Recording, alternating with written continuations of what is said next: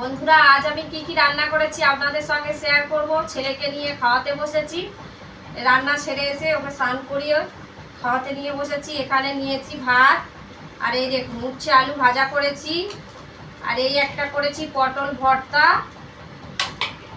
আর এই বাঁশপাতা মাছের আদা রসুন পেঁয়াজ টমেটো দিয়ে ঝাল বানিয়েছি। আবার ওই একই নোনা মাছ দিয়ে আলু বেগুন দিয়ে একটা তরকারি করেছি। আর আমার এই পটল ভর্তাটা কিভাবে করেছি পারুল কিচেন ভিলেজ ফুডে বড় ভিডিও সার্চ করলে আপনারা দেখতে পাবেন। আর এই পটল ভর্তা খেতে কিন্তু বেশ দারুণ লাগে বন্ধুরা, একবার হলেও খেয়ে দেখবেন। আর আমার ছেলেকে নিয়ে খাওয়াতে বসেছি, ও তো পারে না খেতে। এখন এই উচ্ছে আলু ভাজা দিয়ে ওকে খাওয়াবো। ভিডিওটি ভালো লাগলে আপনারা লাইক কমেন্ট শেয়ার করবেন, সাবস্ক্রাইব করে দেবেন, আমার পাশে থাকবেন।